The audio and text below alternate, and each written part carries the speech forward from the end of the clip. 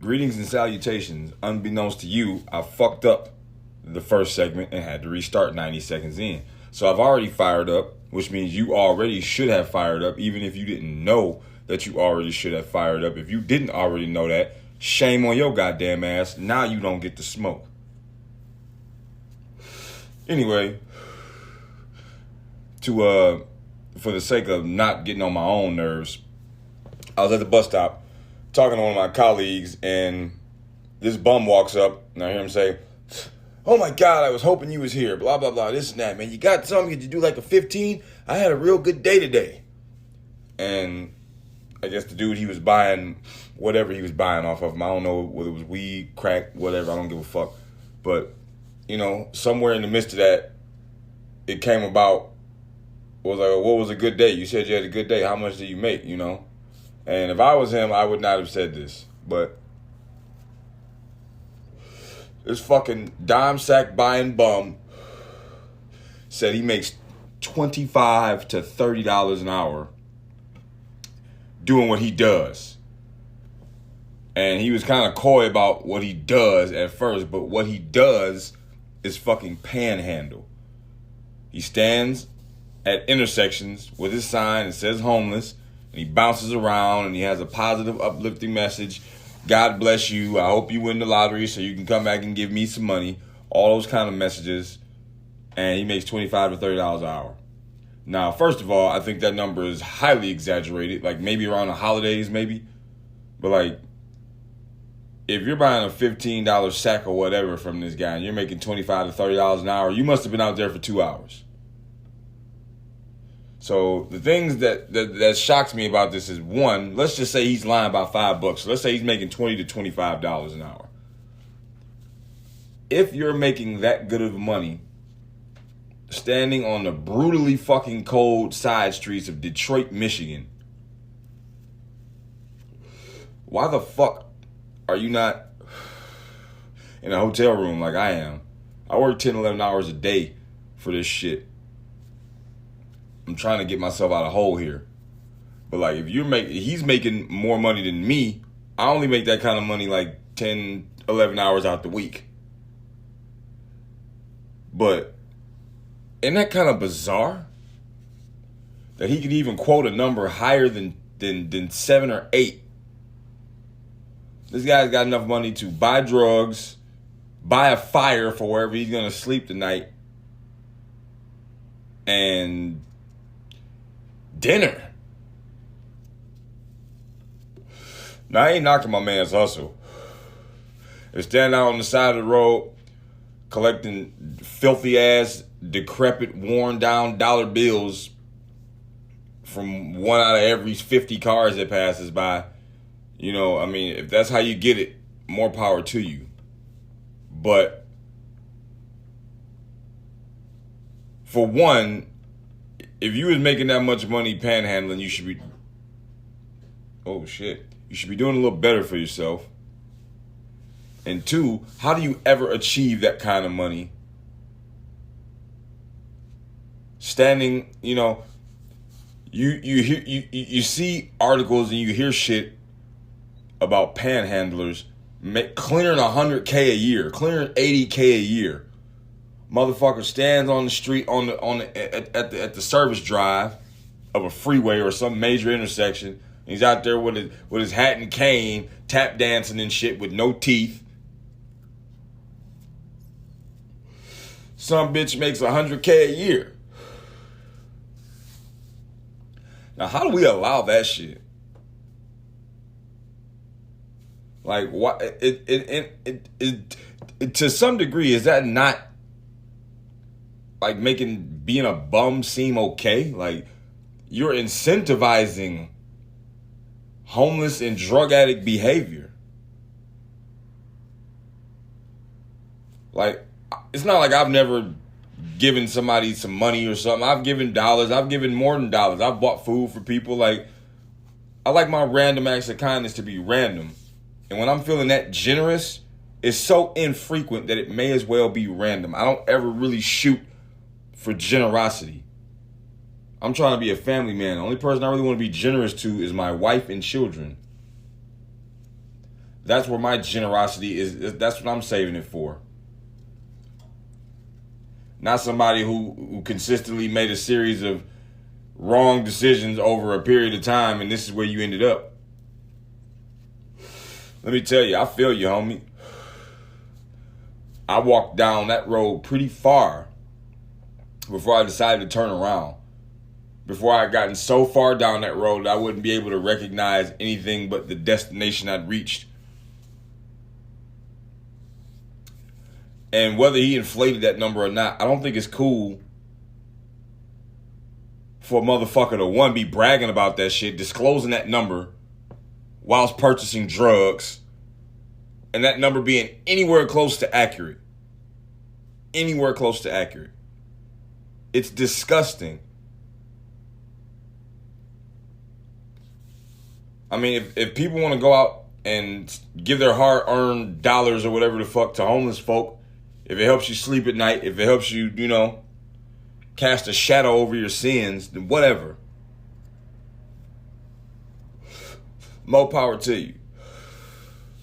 But what? You know where that's going.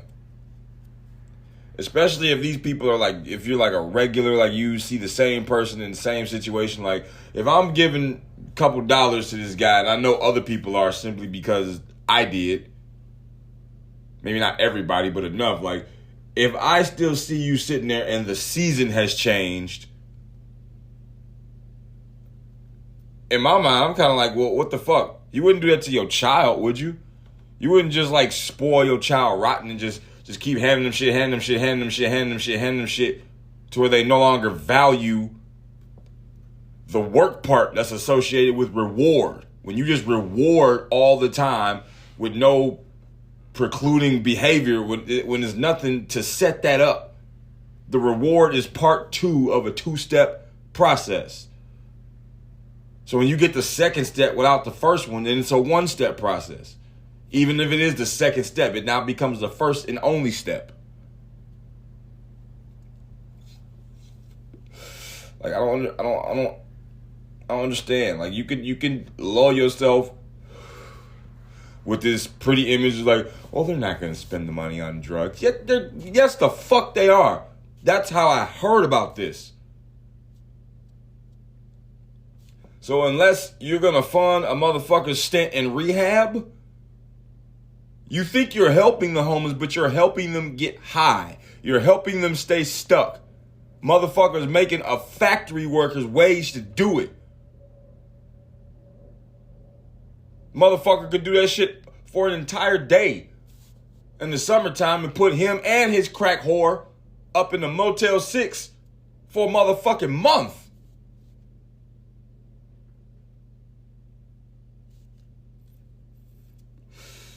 I don't give to him as much.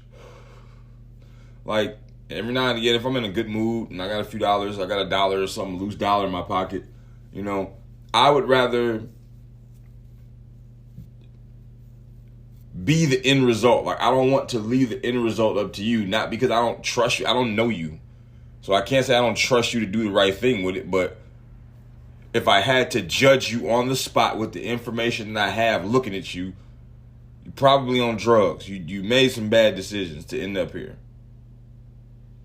So if my goal is to help you, they say if you give a man a fish, you feed him for a day. If you teach a man to fish, you feed him for a lifetime.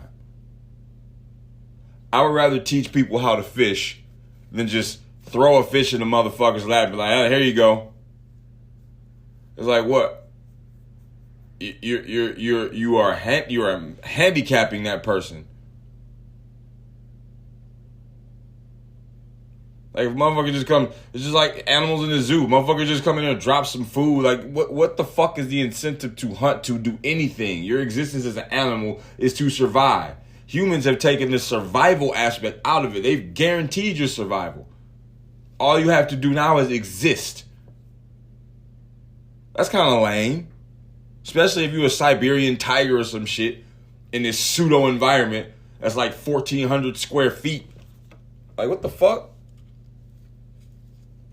Bro, go show me a jungle that's 1,400 square feet. Motherfucking indigenous village in the jungle is larger than 1,400 goddamn square feet. You take the life out of life.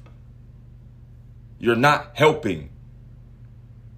You're not helping in the way you think you are. You're helping the bad habit manifest itself in the future. I mean, like I said, lie to yourself all you want. That's what you're doing. And if you're doing it, some part of you should reconsider. You know, if a motherfucker's hungry, show him where the fucking soup kitchen is, or, you know, shit. Give him, you know, I ain't saying don't help people, but don't cripple people.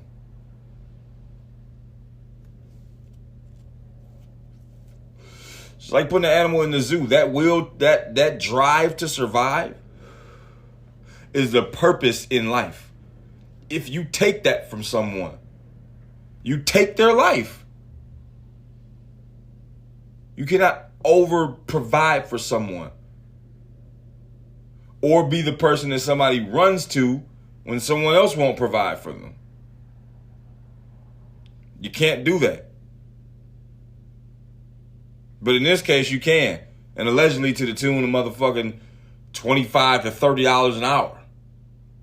Why aren't you standing out there all goddamn day then?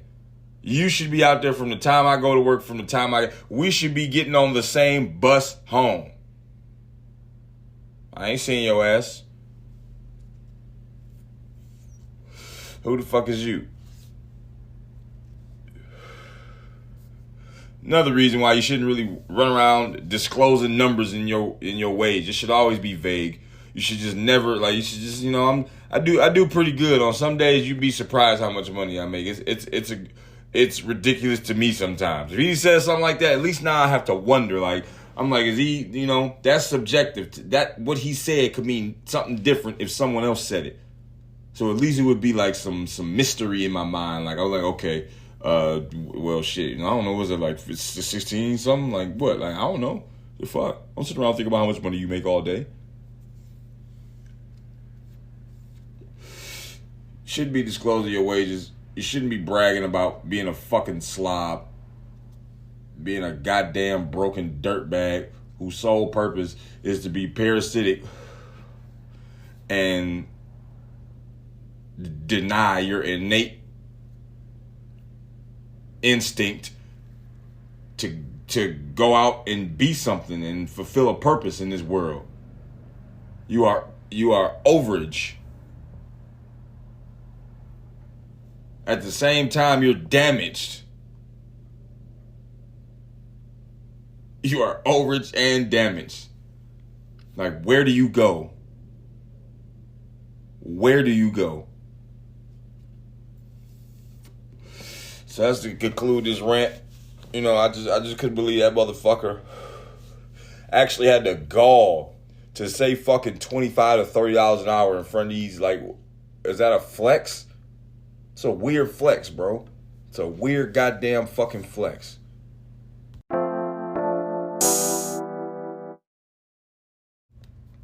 Check this shit out. Courtesy of RBC Ukraine. Psychologists explain ways women undermine men. Now, I don't know if this article is being ironic, but if someone is talking about this, I would like to at least steal whatever credit I can for having said this in the past, prior to me reading this. So, you can rest assured I'm not in any way affiliated with anything Ukraine, anything overseas. I'm a pretty domestic tool. Oh, God, here we go. Blunt want to seize up. You know what? I'm actually put that bitch down for a second. So, yeah, quite often, women do not notice how with their own action, behavior, and words, they undermine their husbands, and then they remain dissatisfied with how the men themselves treat them. RBC Ukraine tells about how a woman undermines her husband based on exclusive information from Ukrainian psychologist Tatiana Ovcharenko. How a woman undermines a man in him. Now, that sentence right there, I don't know if that's correct. I don't know if that's what they meant to say, but how a woman undermines a man in him. That's really vague.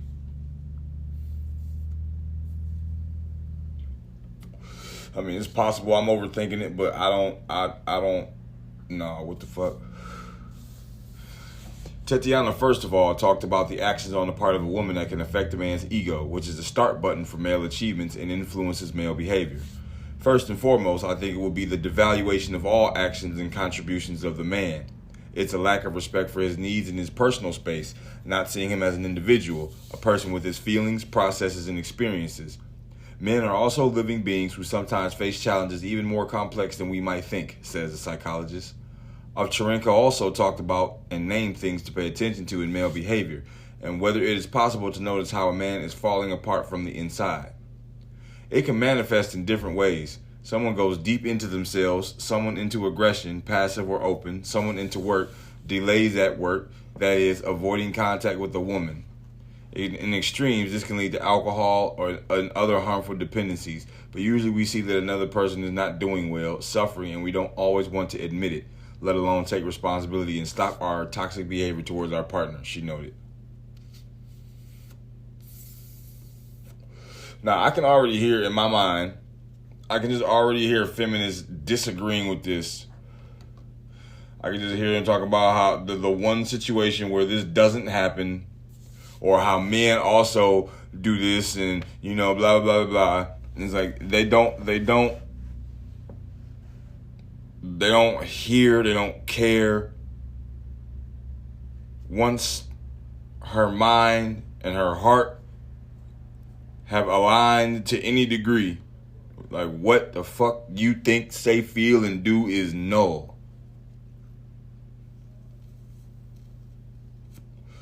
And it's not a good feeling. And it does manifest in different ways. Like for a long time, over my mother, I realized how short I was. Like I was just so short about every goddamn thing. Like weed was like my God. And once I dealt with that shit, it's like, it's actually gone now. Like when I'm irritated, it's about a current issue. It's not like I'm walking around with all this baggage, this highly flammable baggage around these mildly incendiary people.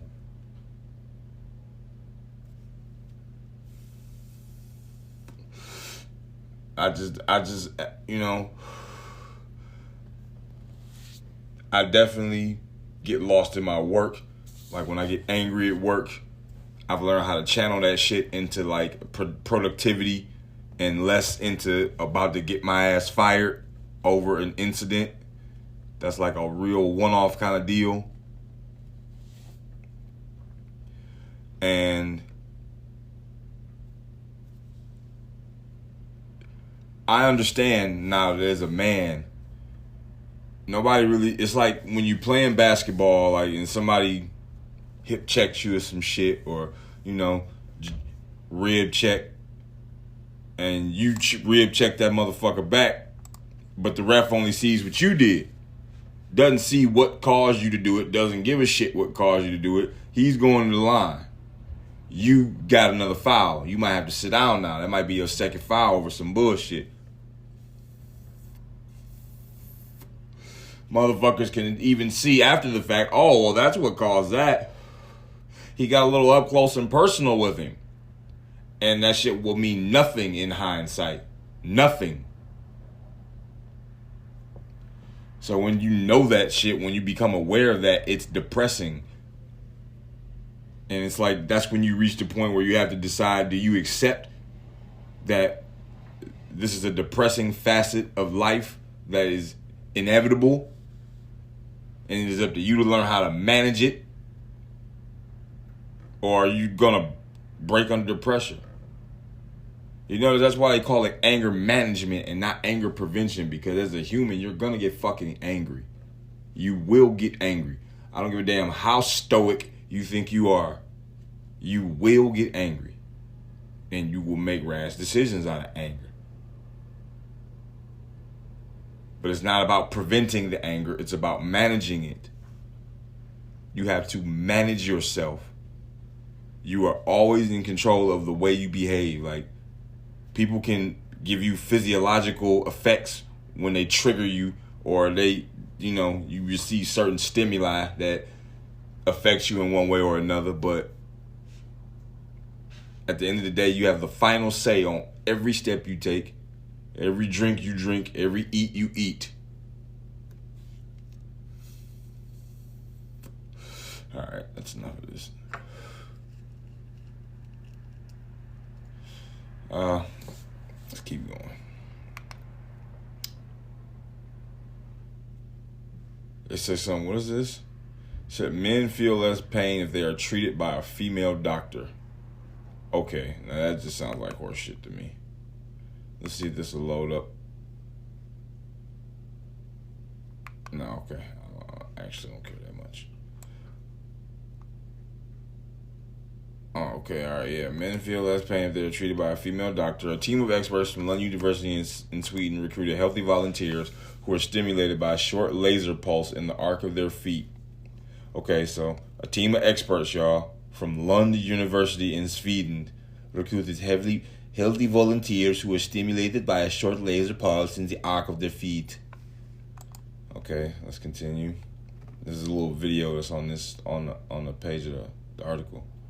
It was revealed that the male participants who got treatment from a female examiner had a higher threshold compared to when they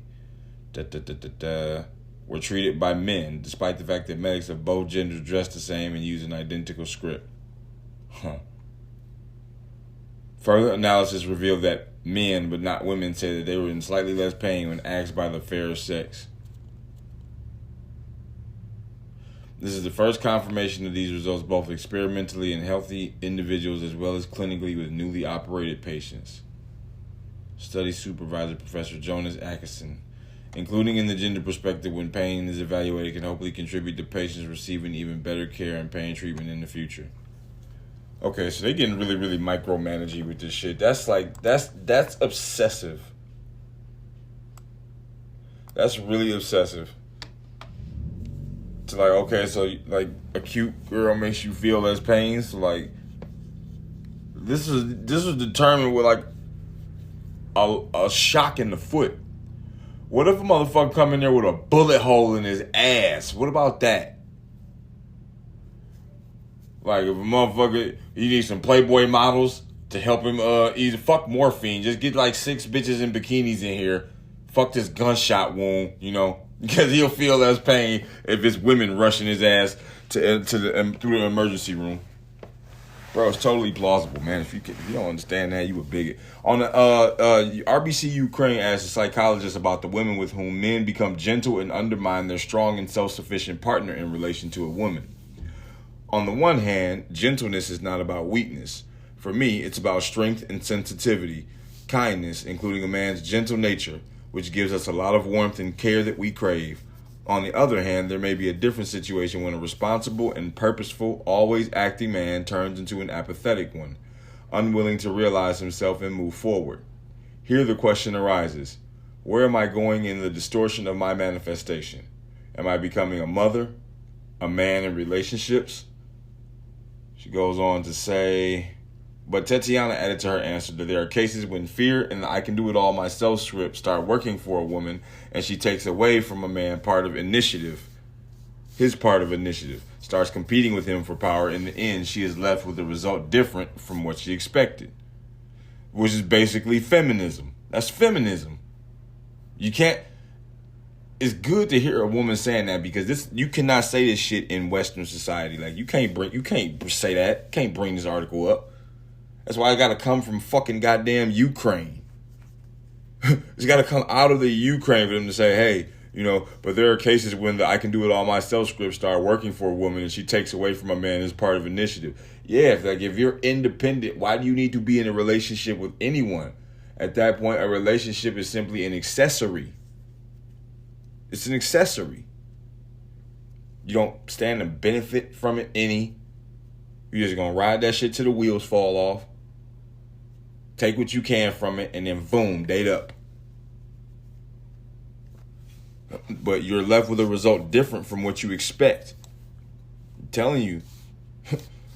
How a woman undermines a man. Oh, okay, never mind. We have an influence on each other, a power that can either create or destroy. However, at the same time, everyone has a choice and the opportunity to establish boundaries, either continue to sink into the abyss of chaos or do something about it. Sometimes the only way out is to end relationships where we begin to undermine ourselves and our partner. Good observation. Tatiana also talked about what women categorically should not do if they still want to see a strong and decisive man beside them. You cannot be uninteresting to yourself. You cannot destroy yourself in various ways and not allow yourself to be happy both individually and in relationships. Respect for yourself is equal to respect for your partner and vice versa. Oh my God, that is powerful. That's it. That's everything. That's fucking everything right there. You cannot be uninteresting to yourself. This is my problem with makeup. I don't have a problem with makeup in itself. Like, trust me, I understand. But it's the fact that when you don't really like looking at your face without it, like you think you're lesser than without this cosmetic bullshit.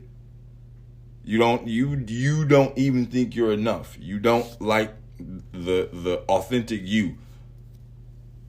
Like, I don't trim my beard to a particular length that makes the crowd happy. The fuck?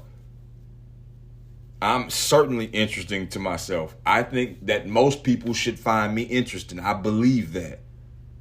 Like, if a person doesn't find me interesting, if a person doesn't find me charming, it's because they're not willing to see that. They don't want to put in the effort to look for that. And that's okay.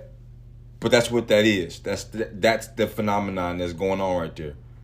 And then the second part, you cannot destroy yourself in various ways and not allow yourself to be happy both individually and in relationships.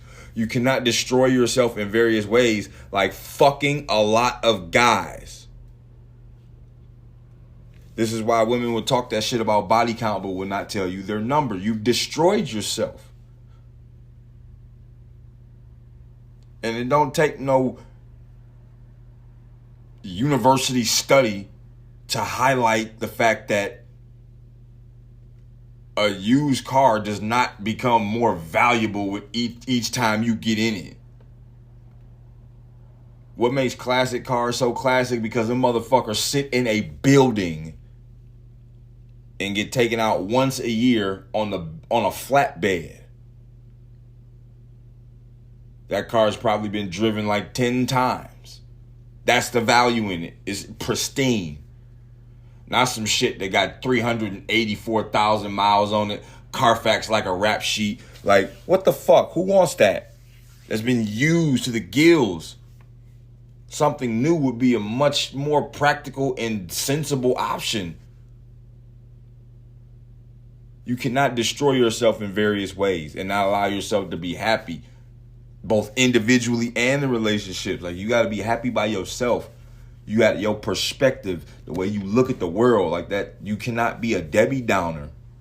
You got to respect yourself. You not respecting yourself is disrespectful to me, because I'm respecting myself because I want, that's a part of my package. Why can't you say this shit to women? Men can sit here and tell you that this is what they want till they're blue in the fucking face, and it would just go right over their head. They still want to do this boss babe bullshit. Still want to be whores on the main screen. Whores.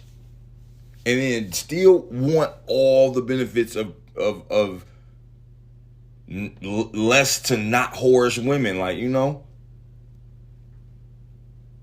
virgins no more. They sexualizing kids. Respect for yourself is equal to respect for your partner. So if you are disrespecting yourself, you are disrespecting me. You cannot say that you don't understand that. How can that be more clear? How can that be more clear?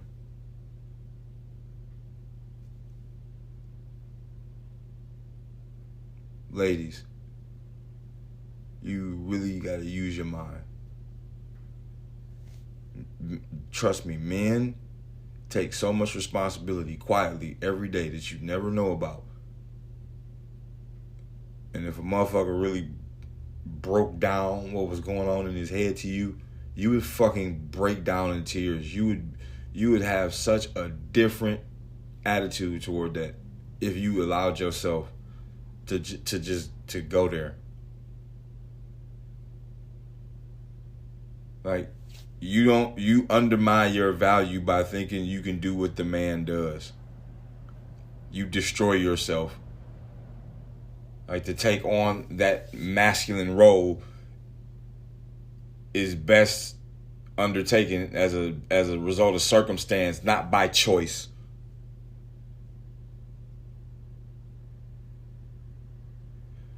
It's fucked up, man, but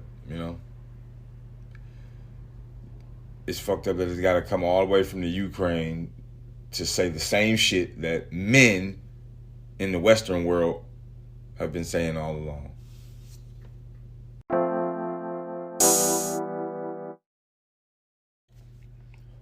Courtesy of USA Today. This should be great. The Pilgrims didn't invite Native Americans to a feast. Why the Thanksgiving myth matters. Speaking of Thanksgiving, man, I just found this fucking sweet potato pie at the grocery store. It's called Sabrina's sweet potato pie. I've got a habit of eating during segments of when people are involved whom I just really don't care for, and in this instance, that would be USA Today. They've said some pretty goofy shit in the past when I've covered their articles, if I remember correctly. So, and I'm sure it's about to be stupid. So, let's get into it while I eat. Damn, this shit is good. Paula Peters remembers learning about the Pilgrims' arrival in North America in elementary school. The backstory behind Thanksgiving Day. As the teacher explained how friendly Indians came to help settlers arriving on the Mayflower, Peter was excited to hear about her own history in the classroom. She's a citizen of the Mashpee Wampanoag tribe who grew up to become an independent scholar of the history of the Wampanoag, who have inhabited present-day Massachusetts and eastern Rhode Island for more than 12,000 years, according to the tribe. Wow. As a kid, I'm thinking to myself, this is great. She's talking about me, and she's talking about my history, Peters told USA Today in an interview this month. But her wonder was squashed when a classmate asked what happened to those friendly Indians after Thanksgiving. They all died, the teacher said. Did the teacher really say that? Like that, like what's the motivation behind saying that? Like, do you say that thinking nobody's gonna have questions? They all died.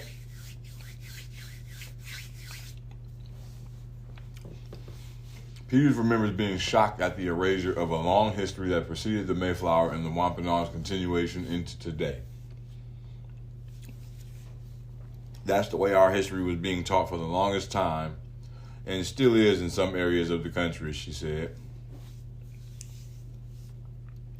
With the upcoming holiday known by many as Thanksgiving, but recognized by many Native American communities as National Day of Mourning, Peters and other indigenous activists and scholars are advocating for the recognition of the Wampanoag's true history. They say that must be grounded in the fact that they existed far before and long after the Pilgrim's first harvest feast. I mean, I guess the way I feel about that is, even if that's true, like, why can't you just do your thing and let everybody else do theirs? Like, they probably shouldn't erase your history. Like, I don't know nothing about the Wampanoag tribe at all, so I can't speak on that. But if y'all already got the day of mourning, Thanksgiving don't mean that to everybody. Thanksgiving, people don't look back on Thanksgiving as, oh, those murderous fucking what's the word I'm looking for? Rapacious cavalrymen just came by and just pillaged everything, like, you know, and then decided to just make peace with the feather people and shit. Like, that ain't what, you know. It's really more just about, at least it should be about, togetherness, time where you set aside differences and you come together and you eat, which is probably the most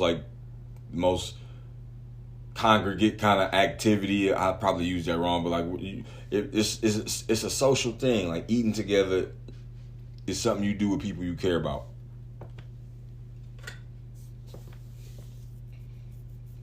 Like, when you go out and feed people, you giving them life.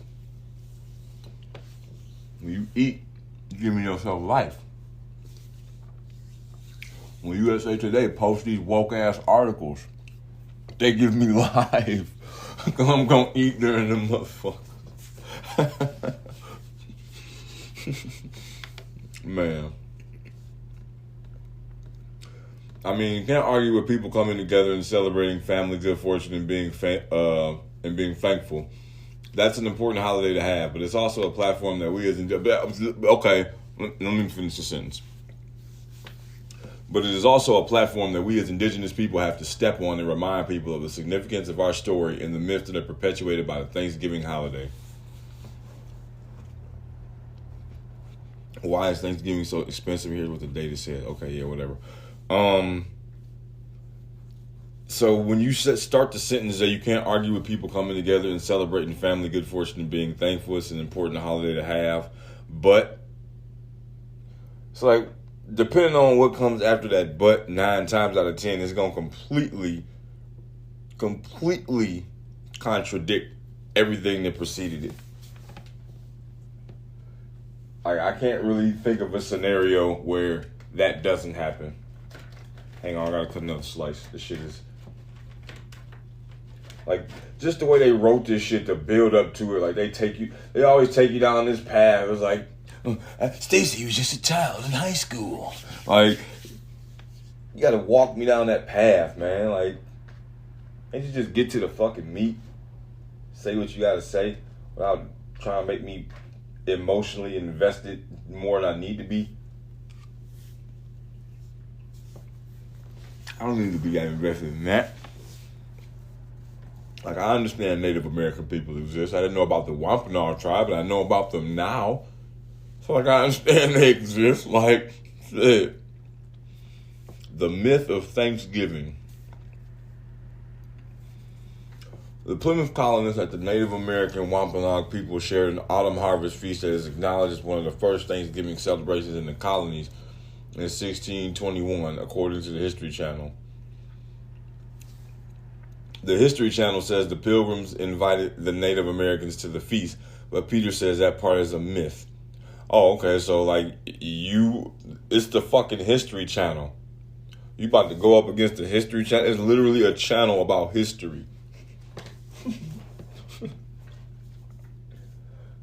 Like, you're a person. That's a whole channel, nigga. Nigga, what you broadcasting, bro? What the fuck you doing for broadcast? Okay. There wasn't an invitation extended to invite the Wampanoag to come and feast with them. It was really quite by accident that they were any shared festivities at all. What? What? By accident? Huh? Hold on, man. Let me cut another slice of this pie.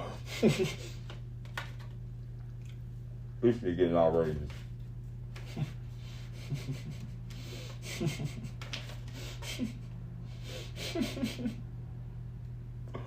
Okay.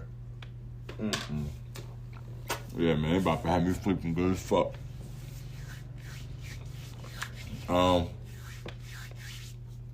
Yeah, by accident, the Pilgrims were celebrating their first harvest when they fired off muskets repeatedly, a form of entertainment for the settlers. Hearing the blast, the Wampanoag thought it was a threat. The supreme leader,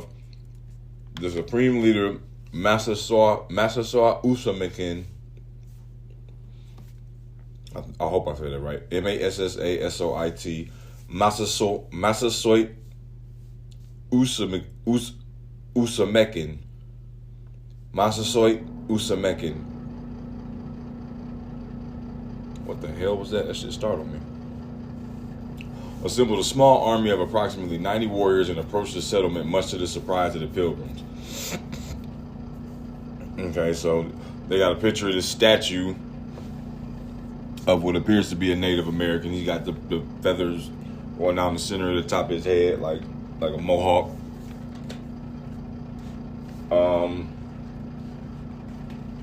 Hang on, I just can't stop eating during this shit. I'm sorry.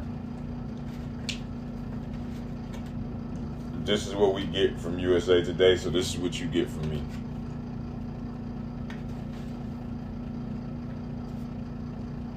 I told you, I'm petty.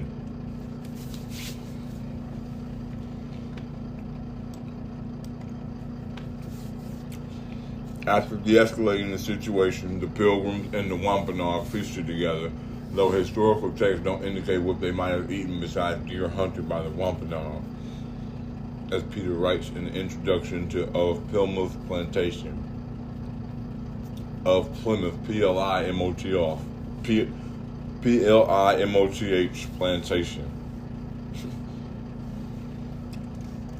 The contemporary holiday perpetuates the myths of the Wampanoag and Pilgrim relations. It further buries the truths of kidnappings, pestilence, and subjugation and ignores the scant details of the tense encounter.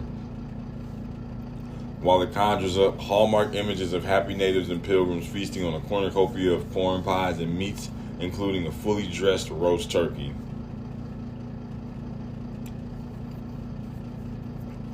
I mean, why the fuck would you have a holiday where you celebrate like all the murdering and violence? Like, if you had a war and the end result of that war was y'all end up eating together and having a feast, you would celebrate the feast. You wouldn't celebrate, because the feast is like a symbolist. It's symbolic to all the bloodshed.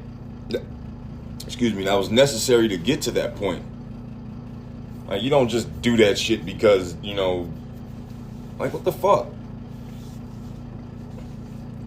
You don't just talk about all the violence and all that shit. Like, even in the Hunger Games, like, It was pretty violent, but it was supposed to be symbolic. It was their symbol of peace. Like, that's what they did to keep the peace. So you don't talk about the violent part. You talk about the winner, not all the people he killed in order to win, or she did, or he or she did. You know. Oh my God. Yeah, let me get a little bit more. I'm sorry. I'm not really sorry, but I just knew it. Like, they set that shit up like a fucking PG movie. She was in class and she was like, yeah, I done that. They build you up and then boom, here come the dark clouds. What the Thanksgiving story misses about Indigenous history. Man, what the fuck? God. This is just that DEI shit.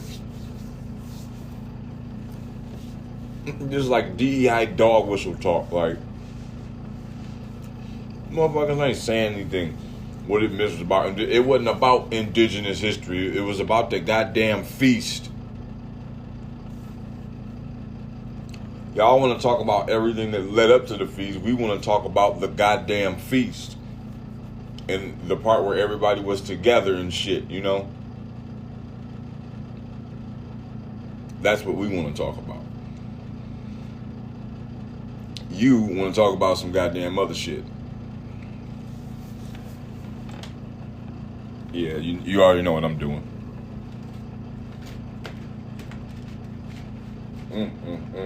Goddamn, Sabrina, you make a good damn sweet potato pie. This shit is perfect.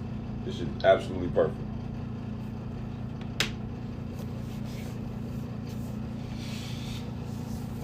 Let me skim through this. I don't know if I need to read all this.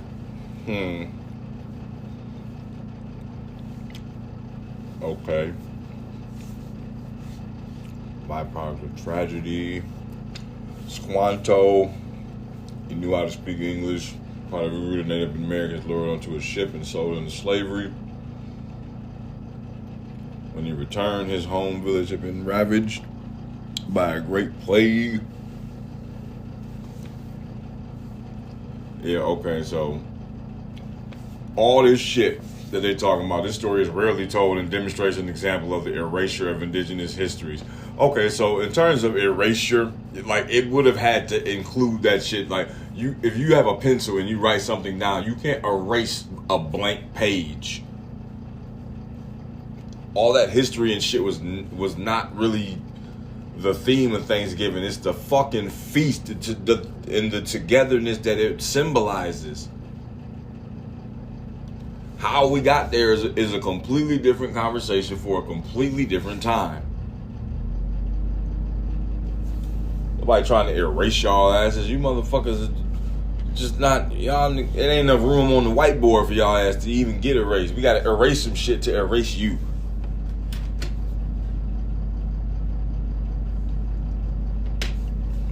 This is an example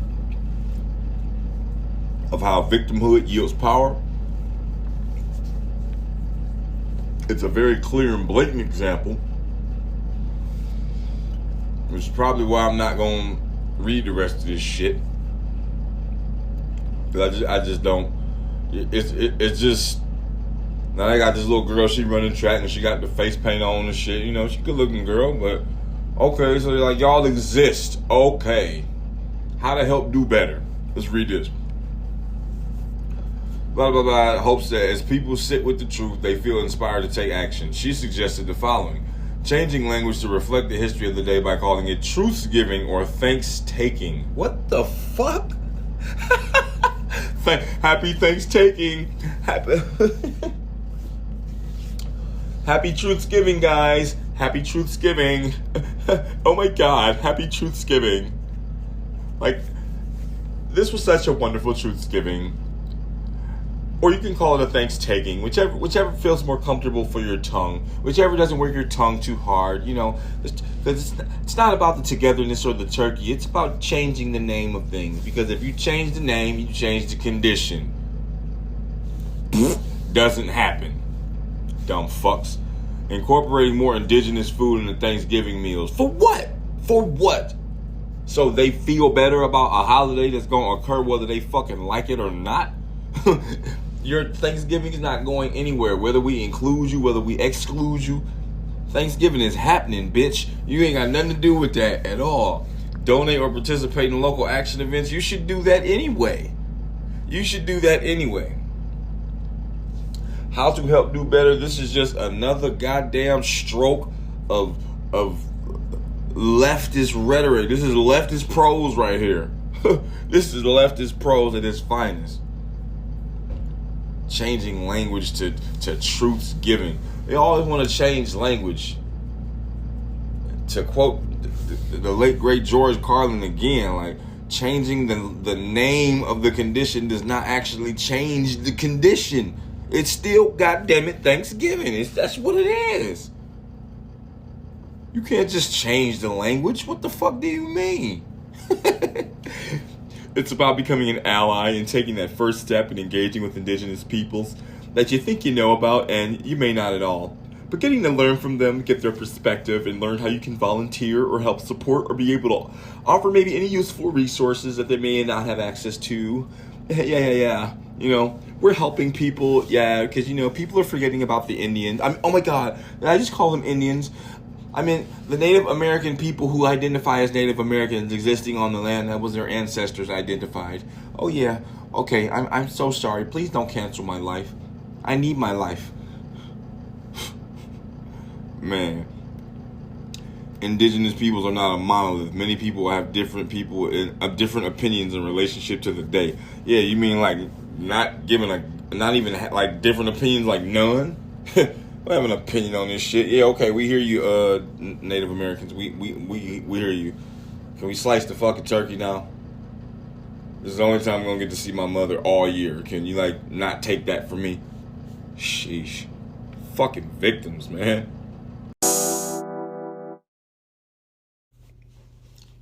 Man, I'm still eating, but it's not out of disrespect this time. It's because this fucking sweet potato pie is so good.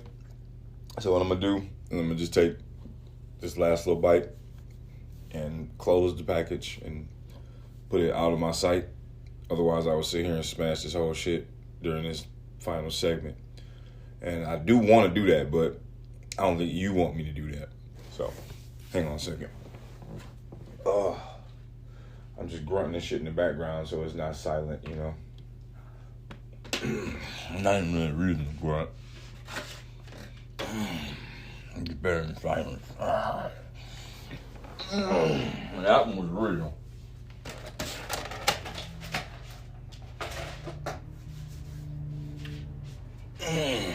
That was the extra one. Can you tell which grunts is fake and which ones ain't? I mean, you listen to this show too much. Well, get a hobby, motherfucker. Is that a roach? No. Okay. Courtesy of the Western Journal. Illinois school district offers classes separated by race to shrink learning gap. Now, what the fuck does that mean? What does that mean? To shrink learning gap? Okay, so to shrink learning gap, you're saying that there is a learning gap. But yeah, it's a lot to unpack here. Continue reading. I gotta goddamn get started. I gotta put this. Hold on, I gotta charge my shit. Oh, and eat some fruit snacks along the way. Get over here, you little fucking rascal! I would beat your ass. I ought to beat your ass. Unplug the laptop. And more unnecessary grunts.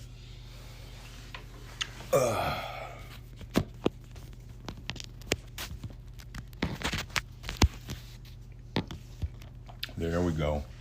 Now I don't have to sweat.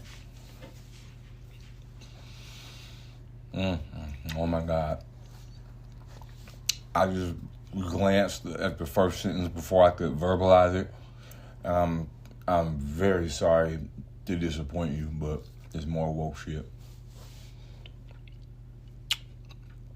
To merely exist as a white person today is to hold black people and Latino people down.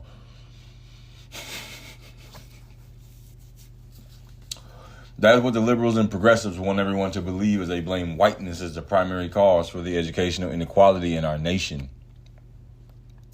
The fallacy is being escalated by Evanston Township High School, located in Evanston, Illinois. God damn it. New classes are being held that are reintroducing segregation into the school and our nation in a whole new way. The goal is to shrink the learning gap that is occurring between black, Latino, and white students, the Wall Street Journal reported. So this is my first time hearing about a learning gap. I don't even really know what the fuck that is. Like, when I hear learning gap, like a gap between what? You're saying it's a learning gap between races? So are you suggesting that certain races learn better than others? If you're going to make that assertion, do we get to know why that is? Or are we just going to notice that something's happening and then draw rash conclusions damn near out of thin air just to have a talking point? Like, hang on, yeah, this one's going to get A through 2, but not sweet potato pies, fruit snacks. Yeah. Segregation. Chicago area schools offer black students the option of going to classrooms free from Jewish and or white students. What? When a Wall Street Journal reporter arrived at a public meeting to learn more, a district spokeswoman said she would cancel the meeting if the reporter didn't leave. Wow. What the hell? They offer black students the option of going to classrooms free from Jewish and or white students? Now, how does that prepare your child for the real world? Like, you know, white people and Jewish people exist. Just because you don't go to school with them don't mean you're going to eventually not, you don't end up, you can't exist in this world. Even in Africa, it's white people, goddammit. Like, they're everywhere.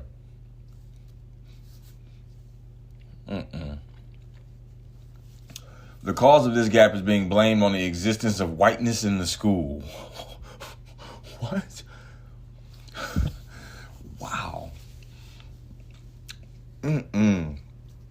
Public school officials believe that whiteness is a distraction to the black and Latino students. These students needed to go away in order to perform, I guess. As a result, optional courses have been set up to exclude the white element. The fact that they are optional bypasses any legal issues that could arise due to anti-discrimination laws, according to education lawyers. Called affinity classes, 200 black and Latino kids have voluntarily signed up for math classes and a writing seminar made up of kids of a single race taught by a teacher of color, according to the journal. These classes separate white students from black and Latino students. It's a Band-Aid solution, in my opinion, much easier to latch onto than the actual root causes of black and Latino students' underperformance. Okay, so they're speaking ironically. Good. Because I'm like, what the fuck is going on here? So yeah, it's more woke shit. Like, when it comes to leftism, everything is a product of race. Doesn't matter about who you are as a person, what you've been through, what you are going through. All that matters is what color is your skin and who hurt you.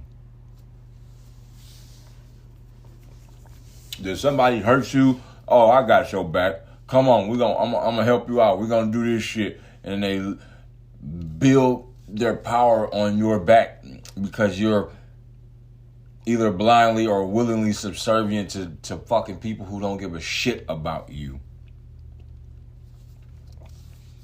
Not like a literal shit. You're not worth the water it splashes into them. You're not. None of you are. Hell, I'm not. I don't care. These children are being, Black and Latino parents and kids in the school district should be furious. These children are being sold short and set up to fail under the guise of eliminating prejudice. They are being excused from reality in the very field that will challenge them to achieve in a safe environment so they can go out and successfully conquer the real, much tougher world. Unless, that is, the intent is to keep the Black population and Latino population in their own boxes away from their white counterparts in competition. They will forever trail behind as a result in the name of social cultural progress, elective enslavement as a result of being sold a bill of goods. I literally say this all the time. This is leftism. And what they do, everything they set up is supposed to be helpful. Like, they never just come right in with what the fuck is going on. Like,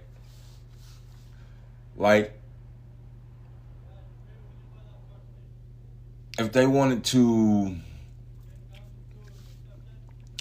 like, these motherfuckers would find a way to put like a hepatitis written dildo.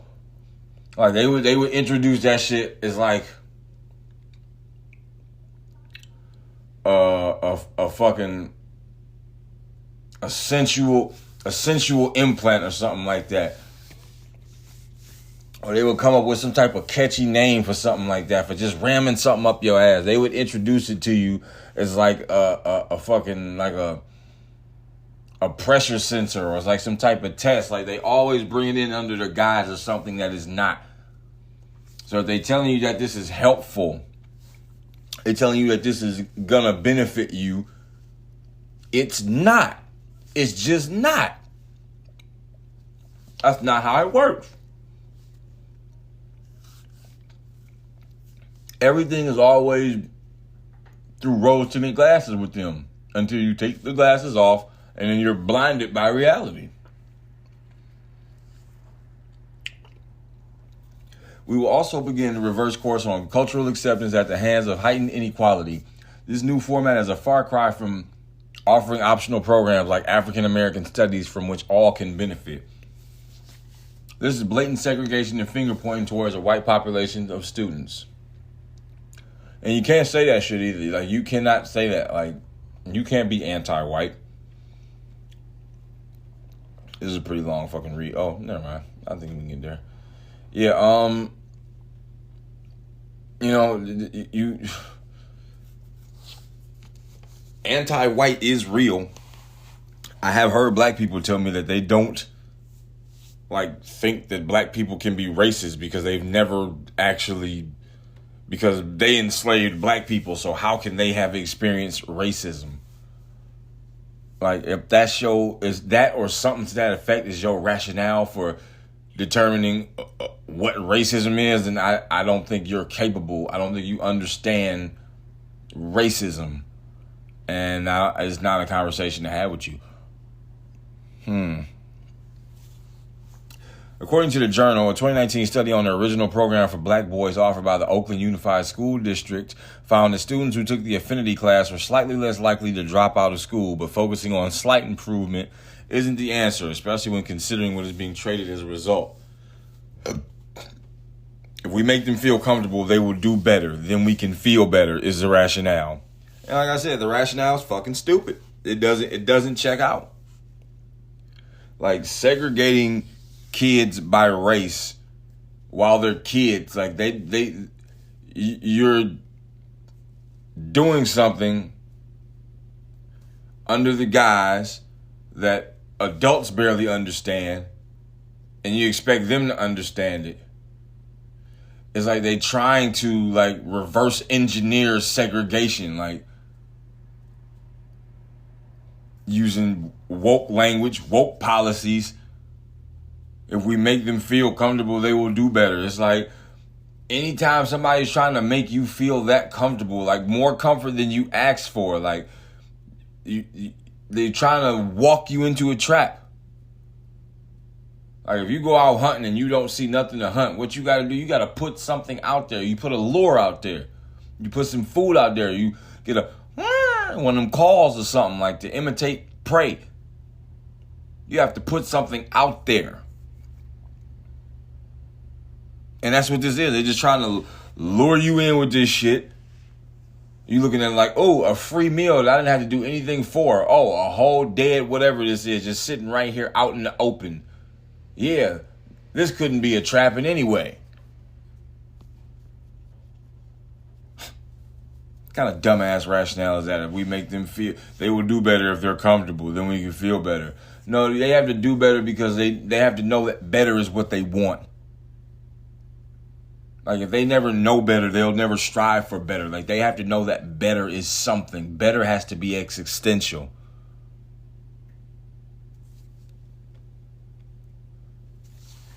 Giving it all you got programs, advancing excellence, lifting everyone, giving it all you got programs provide short-sighted answers given the structure of the United States.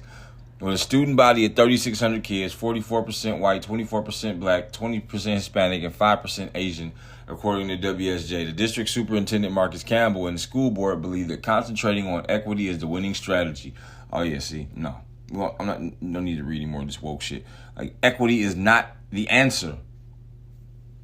If equity is the answer, what's the question? Like, y'all just doing shit just to do it. Like, y'all just bouncing shit around because y'all got a semblance of power.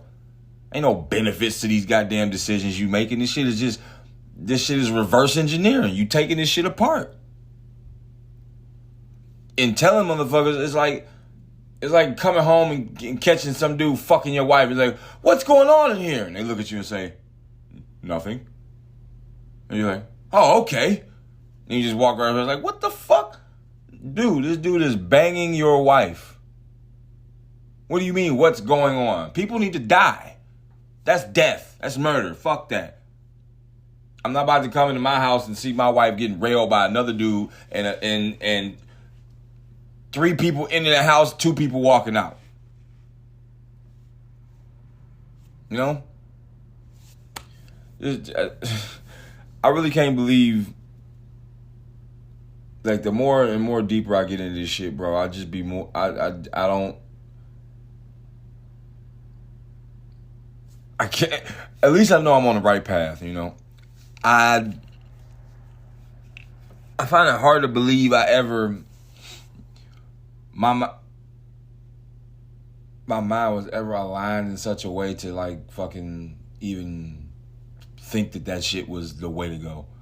This utopian fallacy pipe dream, like, that shit doesn't work in the real world. It doesn't work in real time. That shit always sounds good on paper, but someone's getting fucked.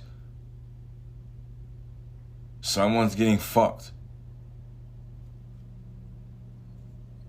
And I just can't even read no more of this shit. We understand. Fucking,